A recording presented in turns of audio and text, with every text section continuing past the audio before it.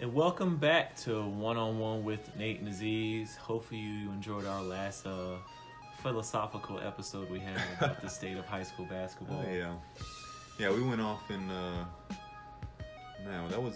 that could have gone probably 10 times further because we were really going into the void of what it is to be a basketball player. It was therapeutic. Got a little Dr. Phil. Yeah. Going on there. Sometimes it's needed. So. Lesson learned for all you kids out there is just, pursue your dreams with realistic expectations. Yeah. I guess that's... For sure. And take that as you will. Definitely.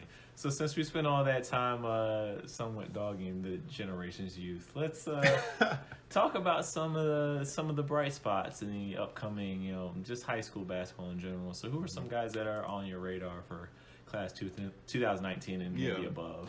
Yeah, we were reviewing just the ESPN Top 100. I admittedly haven't been following this class as closely as some previous years, but we've seen guys like Cole Anthony on the summer circuit. Yes. There's a few guys I've been following for several years. The duo of Brian Antoine and Scotty Lewis, who play out in New Jersey. Both really talented guards. Both can stretch the game and hyper athletic. I challenge everyone to go out there and take a look at some of their freshman highlights. I mean, my goodness, crazy stuff. But yeah, this will be a solid class. Some good athletes. We were talking about Jalen LeCue. Yeah, he's been getting some highlights for the past few years. So is it me, or has Cole Anthony really redefined his game from his, say, underclassmen, freshman or sophomore years to now? So I feel like he was really displayed a lot more athleticism, and now it seems like he's more ball handling savvy. Right, I agree 100%. I've seen some people compare him to more athletic Kyrie. Definitely has more of like a focus on his maneuvering, near and away from the basket. But his development has filled in for his passing, shooting. He's always been able to shoot and obviously drive to the basket, but yeah, I think as he's preparing for the next level, he's trying to get his point guard skills, a bit further. I've been thoroughly impressed with all the little summer all-star games. Yeah, his summer highlights, man. That's what we were talking about before too. I think has really catapulted him up the rankings, as he just had some really successful tournaments these past couple summers. There's some good players coming out of New York. The number 5 player, Isaiah Stewart, out of Rochester. We were talking about James Wiseman, Vernon Carey Jr., both centers. The big guys. They're they tend to dominate the high school rankings. Right. Anytime you're over 6'7" in high school, which you kind of, in some ways, you got to take that with a grain of salt, because depending on what area you're in, there might not be particular competition to your level. The high school across the road's tallest player might be 6'2". So. Right. That's why I think there is such a high value in these guys getting visibility on those summer circuits, just so that they're playing against at least some relative competition. But what I noticed with both of those guys is that they're stretch centers, so it's fits the mold of today's 7-footer. Gotta be mobile in today's game, especially. Now I tell you, there's a guy Onyeka Angankwu. Okay. Onyeka, excuse me, bro. I'm not gonna ever get that right. Double O, double O. But he's a 6'8" center coming out of Cali. Played on Chino Hills with the Ball brothers. Names that will not be spoken. And honestly, man, with Lonzo's exit, I saw him basically taking over the team as the best player. And so once the rest of the Ball family left, he really was leading that team into, the post-Ball era. And he's headed to USC, so I expect some good things out of him. He's a 6'8" center. Basically plays that Draymond style. Really super hyperactive. Excellent rebounder. Will likely be the best rebounder on the team. but just plays those really dirty, dirty does minutes. the work that everybody doesn't always notice. Exactly. Mm-hmm. Okay. Yeah, I remember seeing some of him, when those brothers were at that school, but it seemed like he was a little overshadowed, but there were all the murmurs that, hey, this guy is the guy that you guys should be looking out for. So it's good to see him getting that recognition now. And he's got a brother, I think, that's a year younger, that, who knows, he could be probably next in line, but a lot of good centers this year, some good guards. So what do you think about Jalen LeCue? I'm still undecided on him. He's one of those guys that has all the tools, but I haven't been able to really evaluate what type of player he is. I think like myself and a lot of people, his athleticism clearly was the driver of his game initially. Yeah. But now he's kind of, again, similarly to Cole, developed a bit more into that point guard mold. If he can keep doing that, look, dude's can't stop a high flyer. Yeah. So, I'll keep an eye on him. I definitely agree. The one thing for me about him is that I feel like the coach has him in a role where, he's doing his best to help the team, but I feel like he could be doing more as far as scoring, Okay. I feel like I said, and I've seen interviews with him in little, segments on YouTube, and, he's definitely a bright young man, understands, the talent and position that he's in. But I like to see, offensively a little more fire from him. Okay. Because he can score. He is athletic. I'm not quite sure about the shooting, but, with high school, you got the athleticism. Yeah. I like you see you go to the hole, make some layups or whatever. But it seems like he's more concerned with, being a traditional point guard and trying to get his teammates involved, which is good. But at the high school level, it's kind of, to me, when are you going to get another chance? Right, it's to your detriment. Yeah, right. Take advantage of your freaking showtime. Bro. Right. Clearly your coach knows you're talented, so right. Or maybe it is the coaches, which is back to our last segment, but it just feels like he's not getting the green light he deserves at the school that he's at, in my opinion. Yeah, I watching him the past few years, he seems to be, I don't think, I was watching Jalen Hands, and this is another Jalen, but Jalen Hands at UCLA last year, and he didn't resemble the player I remember watching him in high school. For sure. I definitely agree with that. I'm concerned about that with LeCue as well, that he might be, develop some more reservations that make him less dynamic of a player. And that can happen with guys thinking they're supposed to be a certain type of player, and really you're taking away what you've relied on so long to be successful. And again, it comes back to the coach. If the coach can't recognize that and, enable that to continue, then everybody's going to have a problem. Yeah. But again, man, he's a good-sized player. Like you said, I think he's a pretty solid player in terms of having his head on his shoulders. So we'll see what happens to him. Still uncommitted. Their seasons are just starting, so, I'm sure. Well, some guys commit early. And others, like to wait out.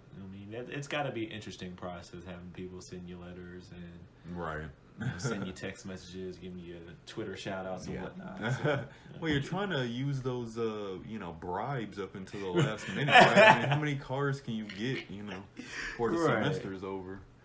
But yeah, I mentioned Brian Antoine before. I think that's another player to really keep your eye on. 6'5" shooting guard out of New Jersey, plays a lot of the one, and really has a versatile approach to the game. Has the stop and pop, has the spot up three, and very explosive off the dribble. So, I'll certainly keep him on my radar. Who would you compare him to in the NBA? That's a great question. I wouldn't say that he's Westbrook-like. Because I just have a hard time comparing anybody to Westbrook. Yeah. But he has a really, I'd say a less powerful, Lillard game. Okay. take away. I'd say substitute some of the 3-point shooting for his driving ability. Okay. But has all that. Has the dribbling, the strong drives, and the three. So that might be a good comparison. Okay. Yeah, we'll definitely be on the lookout for Scotty Lewis, who also plays on his team. I've been comparing him to Paul George for several years.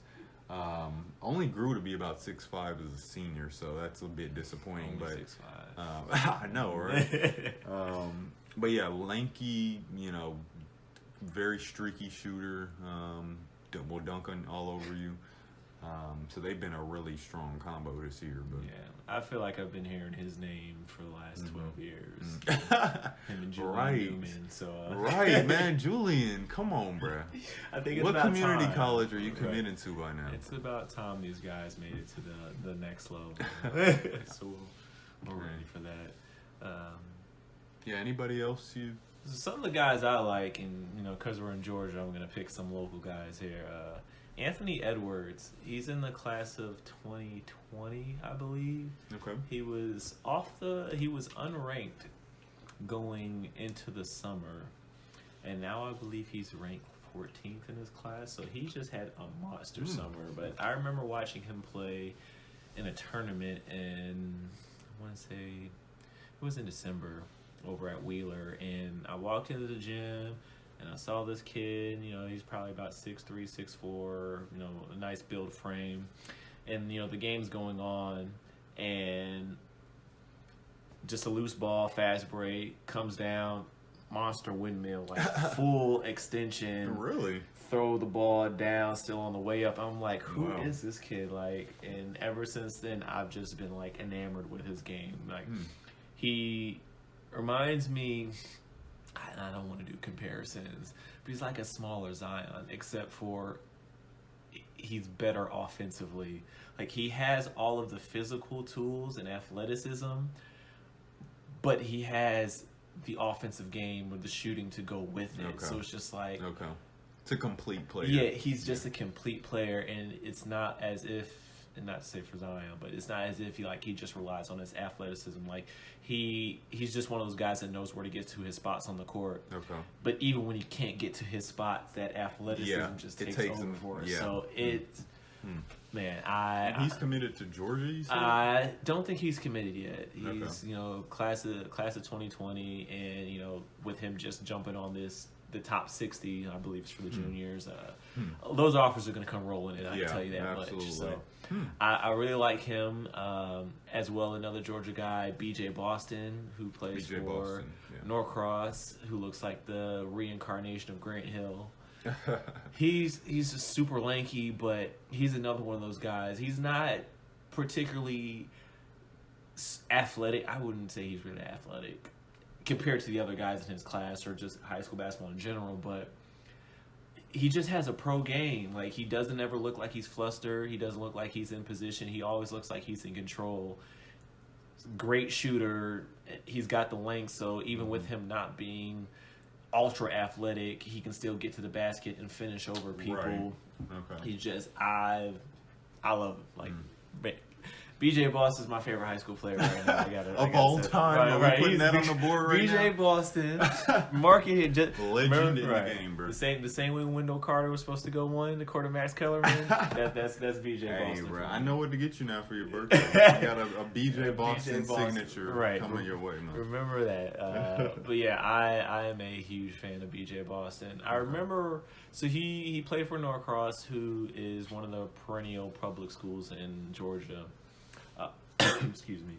They've had, such alumni as Jody Meeks, Ghani Lawal, Jeremy Lamb. So, they're a pretty prestigious school. Al-Farouq Aminu, I want to just throw those in there. So, I remember watching them in the state championship. No, I'm sorry. They were in the semifinals playing against McEachern, who's another perennial school in Georgia.